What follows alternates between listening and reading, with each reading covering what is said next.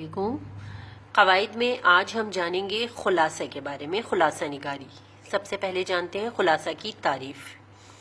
جملے یا عبارت کو سمجھتے ہوئے اسے ایک یا مختصر ترین الفاظ میں بیان کرنا خلاصہ کہلاتا ہے، یعنی کسی بھی لمبی بات کو، کسی بھی بڑے قصے کو چھوٹا اور آسان لفظ میں بیان کرنا خلاصہ کہلاتا ہے۔ مثالوں کے ذریعے اس کو سمجھتے ہیں۔ نمبر 1، کپڑے سینے والے کو آسان الفاظ میں درزی کہا جاتا ہے۔ ہوٹل میں کام کرنے والے کو، جیسے کہ جو ہوٹل میں ہمیں کھانا کھلانے والا ہو، جو کھانا ہمیں سرو کرتا ہے، اسے بیرا کہتے ہیں۔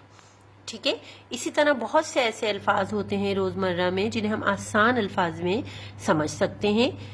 اسی طرح آپ کو میں نے کام دیا ہے کہ کچھ الفاظ دیے گئے ہیں جن کو مناسب لفظ لکھ کر، جملے دیے ہیں آپ کو، اس میں مناسب لفظ لکھ کر جملوں کا خلاصہ لکھنا ہے۔ مثال کے طور پر استاد، نرس، کسان، فاتح، دھوبی۔ اب ان الفاظ کی مدد سے آپ کو جملوں میں صحیح الفاظ جو لکھنا ہے، اس میں لکھنا ہے جو صحیح لفظ ہے، جس کا جواب ہے۔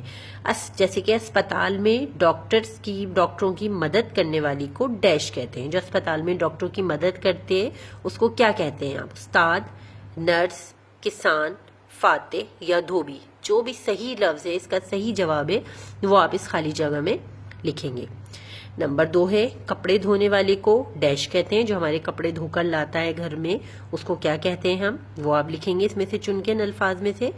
فتح کرنے والا، جو فتح کرتا ہے وہ کیا کہلاتا ہے؟ فتح کرنے والے کو ہم نے پڑھا ہے اپنی کتاب میں، یہ بھی آپ کو معلوم ہے، اس میں سے آپ کو پتہ چل جائے گا۔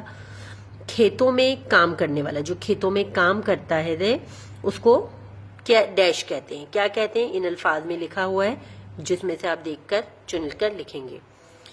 طالب علم کو پڑھانے والے کو ڈیش کہتے ہیں۔ جو الفاظ صحیح ہیں وہ آپ کو صحیح جگہ ان کو پر کرنا ہے، لکھنا ہے ان الفاظ کی مدد سے۔ اور ایسے ہی کچھ جملے آپ نے اپنی کتاب میں سے ڈھونڈ کر لکھنا ہے، اور ان کا جو خلاصہ ہو ان جملوں کا، وہ اس میں آپ نے لکھنا ہے۔ یہ آج آپ کا کام ہے۔